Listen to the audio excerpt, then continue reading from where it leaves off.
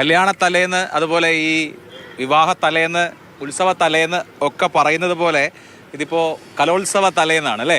കല്യാണ തലേന്നിന്റെ അതേ ഫീലൊക്കെ തന്നെയാണ് ഈ കല്യാണോത്സവ തലേന്ന് ഇവിടെ ഉള്ളത്. ഇവിടെ അങ്ങനെ ഓരോ പണികൾ ഇപ്പൊ തന്നെ നമ്മുടെ പുറകിലൊക്കെ ആയിട്ട് അവർക്ക് കാണാനാകും. പണി ചെയ്യുന്ന ചേട്ടന്മാരുണ്ട്. അങ്ങനെ എല്ലാവരും പണിയെടുത്തുകൊണ്ടിരിക്കുകയാണ്. പണിയെടുത്ത് നാളെ രാവിലെ കൊടി ഉയരാൻ പോവാണ്. 63ാമത് സംസ്ഥാന സ്കൂൾ കലോത്സവത്തിന് തിരുവനന്തപുരത്ത് അനന്തപുരിയിൽ കൊടി ഉയരുമ്പോൾ കൗമാര കേരളം മുഴുവൻ ഇങ്ങോട്ടേക്ക് എത്തുകയാണ്. 15,000-ഓളം കുട്ടികൾ, അവരുടെ രക്ഷിതാക്കൾ, അധ്യാപകർ, അങ്ങനെ ഏഷ്യയിലെ ഏറ്റവും വലിയ കലാമാമാങ്കത്തിനാണ് നാളെ അനന്തപുരിയിൽ തിരിതെളിയുന്നത്. ഞങ്ങളിവിടെ വന്നപ്പോൾ ഇവിടെ സ്വാഗത ഗാനത്തിന്റെ റിഹേഴ്സൽ നടക്കുകയായിരുന്നു. സെൻട്രൽ സ്റ്റേഡിയത്തിലെ മുഖ്യവേദിയിലാണ് ഞാനും അക്ഷയയും ഉള്ളത്.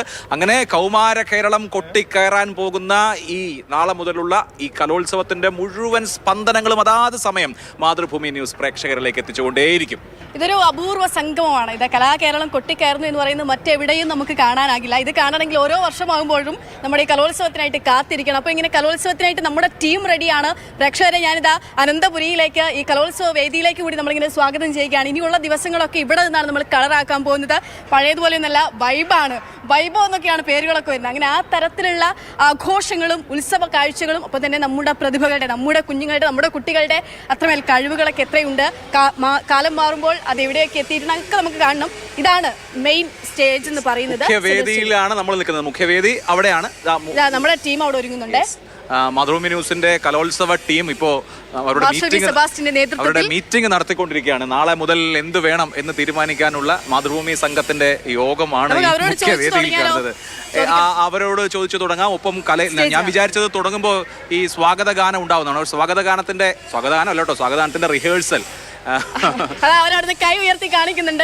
നമുക്കത് കാണാം. അവരെല്ലാവരും കൈ ഉയർത്തി കാണിക്കുന്നത്. അപ്പൊ നമ്മളിങ്ങനെ എന്തൊക്കെ വേണം, എങ്ങനെയൊക്കെ വേണം, എങ്ങനെ നിങ്ങളെ അടിപൊളിയായിട്ട് ഈ കാഴ്ചകൾ നിങ്ങളിലേക്ക് എത്തിക്കാം എന്നതിനെ പറ്റിയാണ് നമ്മളിങ്ങനെ ആലോചിച്ചുകൊണ്ടിരിക്കുന്നത്. അത് എങ്ങനെയൊക്കെ ആയിരിക്കും എന്നുള്ളത് നിങ്ങൾക്ക് കാണാൻ. എന്തായാലും അത് ഞങ്ങൾ അവരിലേക്ക് കൂടി എത്തും അല്ലേ? അതെ, ഇത് നമ്മളിപ്പോ നടന്നുകൊണ്ടിരിക്കുന്നത് മുഖ്യവേദിയിലേക്കാണ്. മുഖ്യവേദി, ഈ വേദിയിലാണ് വലിയ ഗ്ലാമർ ഇനങ്ങളൊക്കെ നടക്കാൻ പോകുന്നത്. 25ഓളം വേദികളുണ്ട് തിരുവനന്തപുരം നഗരത്തിന്റെ വിവിധ ഭാഗങ്ങളിലായിട്ടാണ്. ഇതിനോടകം തന്നെ ഇന്ന് വൈകുന്നേരവും നാളെ രാവിലെയൊക്കെ ആയിട്ട് തന്നെ കുട്ടികൾ, അധ്യാപകർ, അവരുടെ രക്ഷിതാക്കൾ ഒക്കെ എത്തിക്കൊണ്ടിരിക്കും. പുത്തരിക്കണ്ടമാണ് പ്രധാന വേദിയാകാറുണ്ടെങ്കിലും ഇത്തവണ ഈ തിരക്കും ട്രാഫിക്കും ഒക്കെ കണക്കിലെടുത്തുകൊണ്ടാണ് ഇങ്ങോട്ടേക്ക് മാറ്റിയത്. ഇവിടെയാണ് നാളെ ഉദ്ഘാടനം നടക്കാൻ പോകുന്നത്. അങ്ങനെ 63ാമത് കേരള സംസ്ഥാന സ്കൂൾ കലോത്സവത്തിന് അരങ്ങുണർന്നു എന്നൊക്കെ നമുക്ക് പറയാം. അങ്ങനെയാണ് ഇവിടെ എല്ലായിടത്തും പണികളാണ്, ഓരോ തരത്തിലുള്ള പണികൾ നടന്നുകൊണ്ടിരിക്കുന്നു. മാധ്യമപ്രവർത്തകരുടെ ഒരു വലിയ എന്താ പറയാ സംഘം തന്നെ. എല്ലാവരും ടെലിവിഷൻ ചാനലുകളുടെ സ്റ്റുഡിയോകളുടെ പണിയും പുരോഗമിച്ചുകൊണ്ടിരിക്കുകയാണ്. ഇവിടെ വേദിയുടെ പണി ഇനി അല്പസ്വല്പമൊക്കെ ബാക്കിയുള്ളൂ. സദസ്സ്, ആളുകൾക്ക് ഇരിക്കാനുള്ള സ്ഥലമൊക്കെ തയ്യാറായി കഴിഞ്ഞു. ഇനി കുറച്ച് പണികൾ മാത്രമേ ബാക്കിയുള്ളൂ. എല്ലാം അവസാനത്തെ തട്ടുമുട്ടുമൊക്കെയാണ് ഞങ്ങളിപ്പോൾ കേട്ടുകൊണ്ടിരിക്കുന്നത്. ഇന്ന് വൈകുന്നേരം, ഇന്ന് സൂര്യൻ അസ്തമിച്ചു കഴിഞ്ഞാൽ ഈ പണികൾ ഏറെക്കുറെ കംപ്ലീറ്റ് ആവും. നാളെ രാവിലെ തുടങ്ങിക്കഴിഞ്ഞാൽ പിന്നെ തിരുവനന്തപുരം കലയുടെ ആരവത്തിൽ അമരുകയാണ്. കലാരവം എന്നാണ് മാതൃഭൂമി ന്യൂസ് ഞങ്ങളുടെ ഈ കലോത്സവ കവറേജിന് പേരിട്ടിരിക്കുന്നത് അല്ലേ? കലകളുടെ ആരവം വരികയാണ്.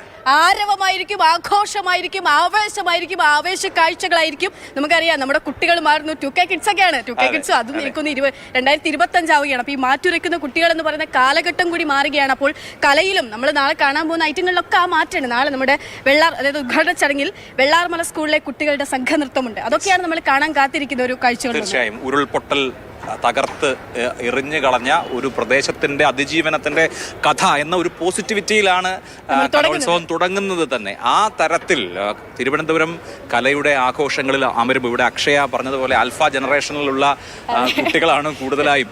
2012 ശേഷം ജനിച്ച കുട്ടികളുടെ കലാ പ്രകടനങ്ങൾ നമുക്ക് കാണാം. കല മാറുന്നുണ്ട്, കാലം മാറുന്നുണ്ട്. മാറിയ കാലത്തിനനുസരിച്ച് ഏതൊക്കെ തരത്തിലുള്ള കല അടയാളപ്പെടുത്തുന്നു എന്നുള്ളത് കൂടി നമുക്ക് കാണാം. കാരണം നമ്മുടെ ഓരോ കലയിലും അത്രമേൽ ആശയത്തിന് കൂടിയാണല്ലോ അവിടെ മാർക്കൊക്കെ ഉള്ളത്. അപ്പൊ അത് കാണാം. എന്തായാലും നമുക്കൊക്കെ ഇഷ്ട ഐറ്റമൊക്കെ നടക്കാൻ പോകുന്ന വേദിയാണ്. ഇതാ എനിക്കൊന്നു നമുക്ക് വേദിയിലേക്കൊന്ന് ക്യാമറ തിരിച്ചാൽ ഇപ്പോ സ്വാഗത നൃത്ത ശില്പത്തിന്റെ ഒരു പ്രാക്ടീസാണ് നടക്കുന്നത്. നമ്മളത് സമ്പൂർണ്ണമായി കാണിക്കാൻ കഴിയില്ല. കാരണം വെച്ച് കഴിഞ്ഞാൽ നാളെ അതിന്റെ സസ്പെൻസ് ഉണ്ടല്ലോ, അത് പൊളിക്കാൻ പറ്റില്ല.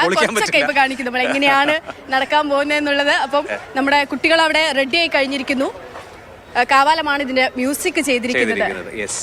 അപ്പൊ നമുക്ക് എനിക്ക് തോന്നുന്നു അവരിപ്പോ തുടങ്ങാൻ പോകും. നേരത്തെ അവരിങ്ങനെ ഇവിടെ പാടിക്കൊണ്ടിരിക്കുകയായിരുന്നു. നമ്മളതിനെ ശ്രീനിവാസൻ തൂണേരി ഇദ്ദേഹമാണ് ഈ സ്വാഗതഗാനം എഴുതിയിരിക്കുന്നത്. കാവാലമാണത് അതിന്റെ മ്യൂസിക് ഞാൻ ചെയ്തിരിക്കുന്നത്. കേട്ടത് അദ്ദേഹം ഒരു ക്ഷേത്രത്തിൽ അല്ലേ? ഏത് ക്ഷേത്രത്തില്? തൂണേരി വേട്ടക്കുരുമൻ ക്ഷേത്രം. തൂണേരി വേട്ടക്കുരുമൻ ക്ഷേത്രത്തിലെ പൂജാരിയാണ്. ഇപ്പോ കലോത്സവത്തിന്റെ സ്വാഗത ഗാനം ചിട്ടപ്പെടുത്താനുള്ള എഴുതാനുള്ള ഒരു സന്ദർഭം താങ്കൾക്ക് വന്നിരിക്കുകയാണ്. ഇതിലെ വരികളൊക്കെ ഞാൻ കുറച്ച് കേട്ടു. എന്താ ഇതിന്റെ ഒരു തീം? പ്രധാനമായിട്ടും നമ്മുടെ കേരളത്തിൻ്റെ ഭൂതകാലവും നമ്മൾ കേരളത്തിൻ്റെ പരിവർത്തന ഘട്ടങ്ങളിൽ പല ഘട്ടങ്ങളിലൂടെ സഞ്ചരിച്ചാണ് നമ്മളൊക്കെ ഇന്ന് പറയുന്ന ഈ ഒരു പുരോഗമനം എന്ന് പറയുന്ന ആ ഒരു രീതിയിലേക്ക് എത്തിപ്പെട്ടത്.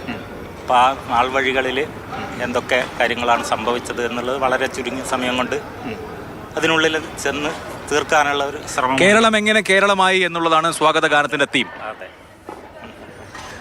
ഇത് ഇപ്പൊ സ്വാഗതഗാനം എഴുതിയത് അങ്ങാണെന്ന് ഇപ്പോഴും അല്ലാതെയൊക്കെ പ്രേക്ഷകർ അറിയും. അല്ലാതെ അങ്ങനെ എഴുത്ത് സജീവമാണോ? കവിതയിൽ കഴിഞ്ഞൊരു സ്കൂൾ കാലം മുതൽ തന്നെ ഉണ്ടായിരുന്നു. പക്ഷെ എന്നാൽ പോലും 2000 മുതൽ ഗൗരവമായിട്ട് കവിതാ മേഖലയിലുണ്ട്. 1-2 സമാഹാരങ്ങൾ പുറത്തിറക്കിയിട്ടുണ്ട്. പലതും ചെറുതായിട്ടുള്ള കുറച്ച് അംഗീകാരങ്ങൾ കിട്ടിയിട്ടുമുണ്ട്. ഒരു കാര്യം ചോദിച്ചോട്ടെ, ഇതാ നമുക്കിപ്പോൾ ഒരു ക്യാമറയിൽ നമ്മുടെ കുട്ടികളെ കാണാം, ഒരു ക്യാമറയിൽ അങ്ങേയും കാണാൻ പറ്റുന്നുണ്ട്. അപ്പം ആ 2 വരി അല്ലെ അങ്ങൊന്നും മൂളി കേൾക്കുകയാണെങ്കിൽ വളരെ ക്ഷമ ചോദിക്കുന്നു. കാരണം പാടുന്ന കാര്യത്തിൽ ഞാൻ വളരെ വീക്കാണ്. കവിക്ക് എന്തായാലും കവിയുടെ ഒരു ഇല്ല, അറിയാത്ത കാര്യത്തിന് വെറുതെ സാഹസത്തിന് മുതിരുന്ന അറിയുന്ന കാര്യം എഴുത്താണ്. അതെ, അത് നന്നായി ചെയ്യാന്നുള്ളൊരു കോൺഫിഡൻസ് ഉണ്ട്. യെസ്, എന്തായാലും അഭിനന്ദനങ്ങൾ. ഇദ്ദേഹമാണ് സ്വാഗത ഗാനത്തിന്റെ രചയിതാവ്. നമ്മൾ കലോത്സവ തലേന്ന് സ്വാഗത ഗാനത്തിന്റെ രചയിതാവിനെ പരിചയപ്പെടുകയാണ്. സ്വാഗത ഗാനം അവിടെ പ്രാക്ടീസ് ചെയ്തുകൊണ്ടിരിക്കുകയാണ് അല്ലേ? നമ്മുടെ നാട് എങ്ങനെയായി, നമ്മുടെ ഭൂതകാലം, നമ്മുടെ പരിവർത്തനം എങ്ങനെ കേരളം ഈ തരത്തിൽ പരിവർത്തനപ്പെട്ട് ഈ ഘട്ടത്തിലേക്ക്, ഈ നിമിഷത്തിലേക്ക് നമ്മൾ എത്തിയെന്നൊക്കെയുള്ളതാണ് ഈ സ്വാഗത ഗാനത്തിന്റെ പ്രമേയം എന്നാണ് അദ്ദേഹം പറയുന്നത്. അവിടെ കുട്ടികൾ, എനിക്ക് തോന്നുന്നു അത് അവർ തുടങ്ങാൻ പോവാണ്. റിഹേഴ്സലിലാണ് ആ കുട്ടികൾ.